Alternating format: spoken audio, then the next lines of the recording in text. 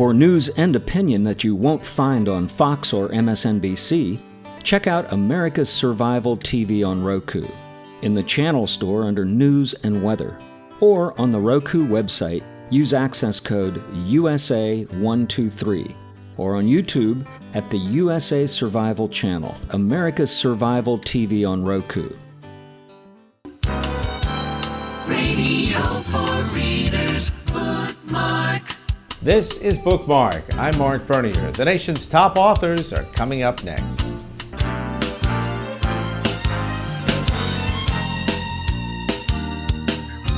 Bookmark. Over the last month of November, there's been so much that has been broadcast on television and written about JFK. It seems only fitting that in our visit to the Miami Book Fair, an opportunity to talk about the letters of JFK. John F. Kennedy, edited by Martin Sandler, our guest for the Bookmark program. Mr. Sandler, thanks for giving us some time. Well, thanks for having me. You know, in reading the book, I find out that JFK had a far more greater sense of humor in writing to people than I realized before we read your book. Well, he certainly had a great sense of humor, and you saw it in the press conferences and all that. But it's not a surprise. I mean, it's remarkable. I really truly believe there have been 41,000 books done about Kennedy, and I went into this project truly believing that you can tell more about Kennedy the president, Kennedy the man, and there's incredible times in which he lived from these letters than you can from all the other books combined. And I've written a couple of them. Yeah, I was just going to say, to back up, you've written other books about Kennedy. What is it about Kennedy that's made him such a fascination to writers such as yourself, sir? Well, first of all, I don't think anybody ever inspired people as much as Kennedy did. Secondly, he lived in times, he's the youngest president ever elected, and yet he lives in a time when every day something horrific is going on in Berlin, and he's got to deal with it. At the same time, something horrific may be going on in Cuba. At the same time, the entire south of the United States is exploding in a long overdue civil rights revolution, and he's starting to hear about places like Laos and Vietnam.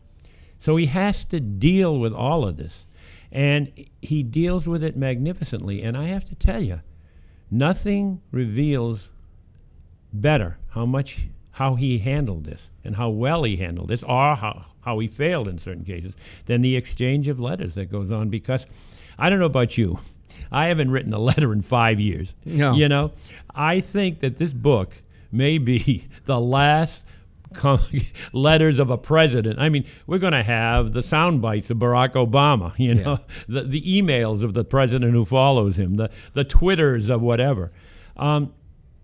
Letter writing is a lost art. What letter writing forces you to do is sit down and really consider your feelings, really consider what you want to say, and get it down there. Did anybody see these letters before they went out?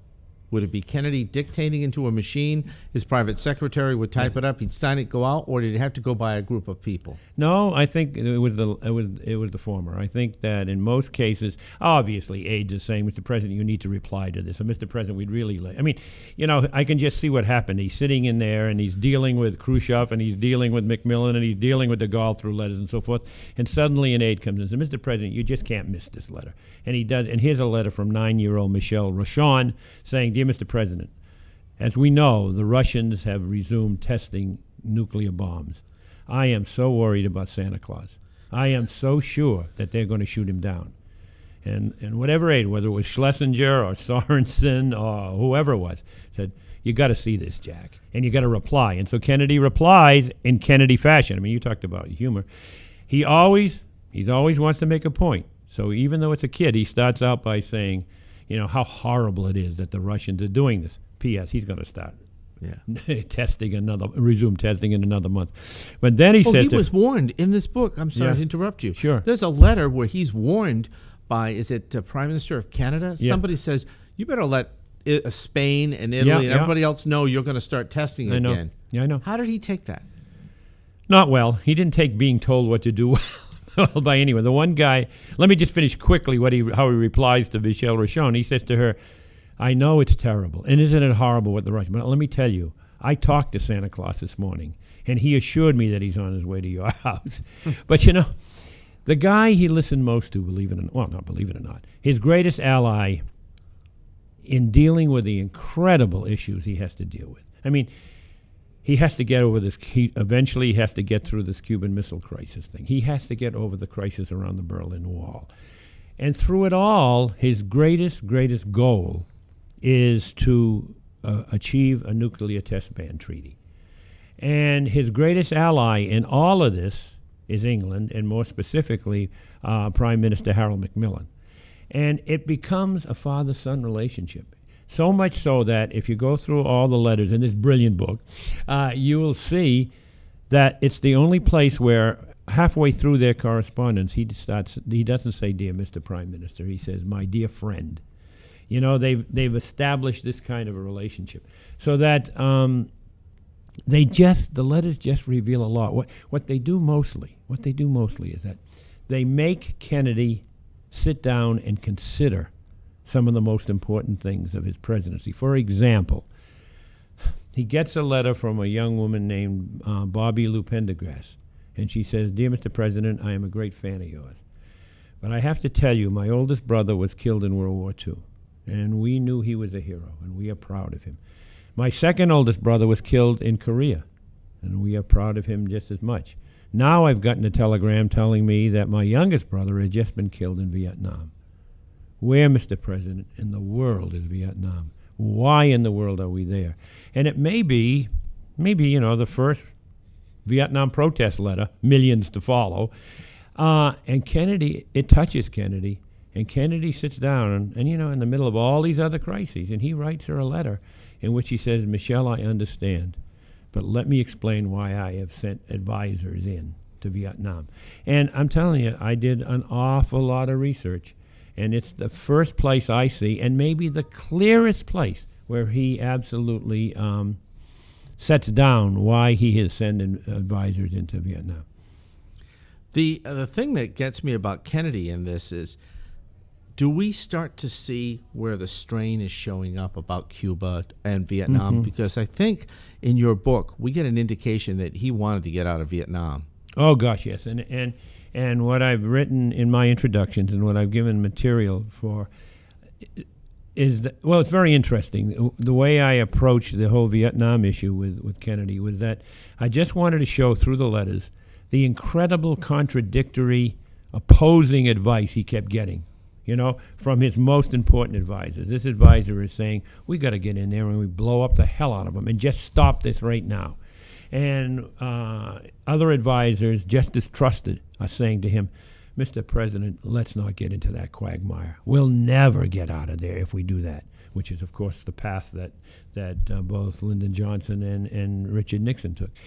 And the closest I could come to providing an answer through the letters is that just as he was leaving for Dallas, he asks one of his aides, that he says to him, "By the time I come back, I want on my desk a memo, a detailed memo, telling me the 10 ways in which we can extricate ourselves from that place." Now, would he have done it? The other thing, if I can do this, I love playing what ifs. I'm a historian, and what ifs are a very important part of a historian's life. What if the South had won the Civil War? I wrote this book called The Resolute, and it tells the story of 33 searches for the Northwest Passage and 44 searches for the most famous explorer in the world who goes missing looking for the passage. And there's like 30 years go on, and I always say to myself, what if they had GPS? And this woman with the obnoxious voice comes on and says, "Take a left at the walrus and a right at the iceberg," and there they are. Or what if they had a cell phone, and after 40 years they say, "John, where the hell are you anyway?" But they didn't. And the same thing is true about Kennedy, although it's a much more serious issue, and that is, what would have happened if Kennedy had lived? What would he have become? The letters show that, among other, he was going to be 50 years old. 50 years old, that's all, after serving 2 terms. And so what would he, obviously he would have written his memoirs brilliantly, but what the letters show is that he actually was planning, one of his great goals, or one of his desires was, and he was concerning it very seriously, was to buy a newspaper, staff it with the greatest reporters in the world, because he could get to them, and have it be the premier newspaper. Well, we'll never know about that, But you know what would he have done about Vietnam? What would he have done? It's the issue of what he would have done about Vietnam is probably the most important and the most discussed political science of foreign affairs question of all time. I know that our listeners and viewers are going to want to know how you got the letters. How difficult was it to acquire? They weren't as difficult to acquire, but getting through them was enormous. I mean, I've written over 80 books, and I've never spent as much time on a book as I have this one. But on the other hand, every day was incredibly rewarding. I will say this to you. I got very, very lucky. And, you know, in writing nonfiction, you have to be lucky. You have to be good at it, but, you know, after all the time, I better be good at it. I'll give it up after all the time I've done it. But you've also got to be lucky. About 90% of the letters are housed in the John F. Kennedy Presidential Library and Museum. And I live about an hour and a half away from there. And so I was up and back and looking through the letters. And I got to tell you, I have enormous stamina, and I do this 7 days a week, 10 hours a day, because I love it. But man, I was saying, this book is going to come out in 2037. I'm never going to get through this. And then I got very lucky. About a third of the way, even less than that, they put it up digitalized. You're a fellow New Englander too. Yes. I think. Yeah. Yes. I'm from southeastern Massachusetts. Where are you from? Fall River area. That's where I was born. Fall River. Yeah. I'm from New Bedford, Massachusetts. Well, I worked in New Bedford. I worked on Union Street in the 80s. I had 4 girlfriends in Fall River, Massachusetts. Oh my God, are we close? Yeah, you're a newspaper guy too. I mean, starting in the newspaper. No, I actually started as a teacher, and I taught.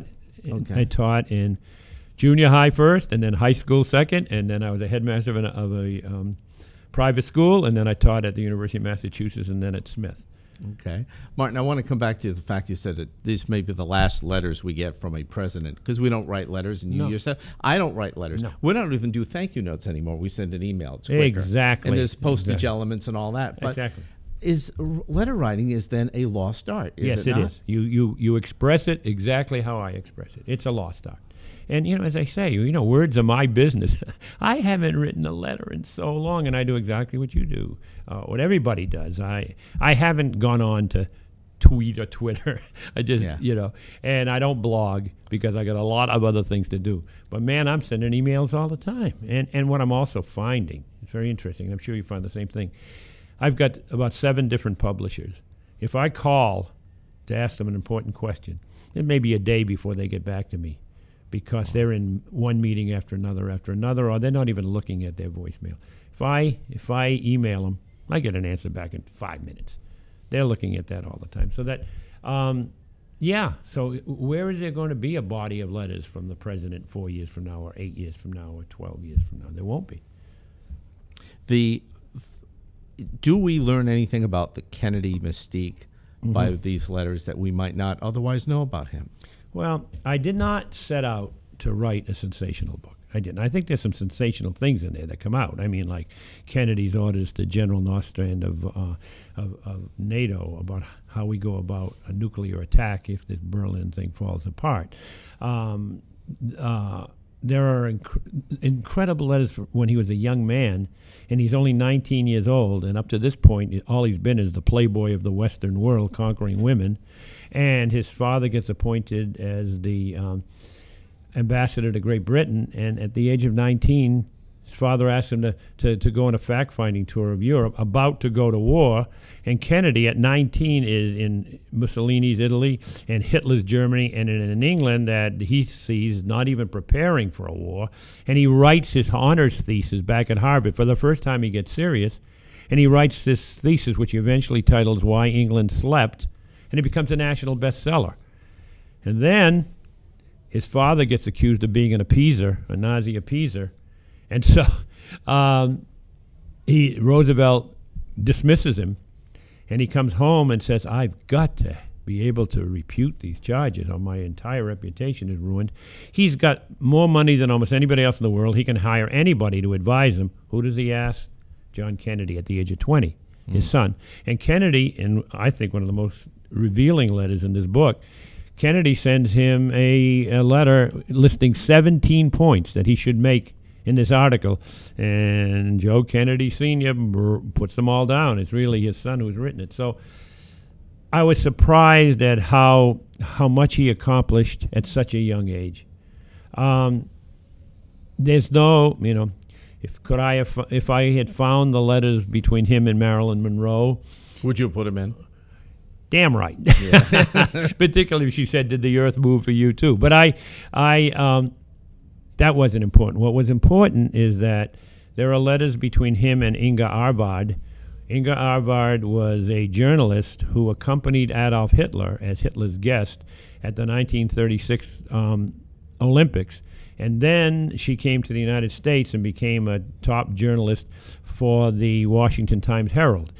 Kennedy was stationed on the East Coast when he entered the Navy, and he and she had this torrid affair. Now, she's married, he's not. And when J. Edgar Hoover found out about that, Hoover, who hated the Kennedys, that a young Kennedy was having an affair with a woman. I'll just file this away for when I need it. Right? That's exactly right. And but why I used a couple of the letters from her, it's very interesting. Not for the salacious part. Yeah, he had an affair with her. And he had an affair with a married woman.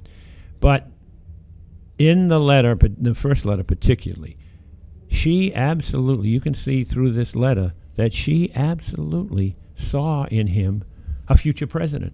Yeah. She saw greatness, and she said, and so it's that part of the letter where she's saying to him why she thinks there's such great, even though he's so privileged, even though he's got so much money, he's got such good looks, it's not that. It's who he is and what's inside him. So that's why I did the letter. The book is called The Letters of John F. Kennedy. Martin Sandler, our guest today on Bookmark. It's great to see you, sir. Thanks so much. Thank you. It's a great privilege. Thank you. That's Bookmark for this week. If you have comments or thoughts on future authors, send an email to us at our website, bookmark.us. That's our broadcast for today. Thanks for watching.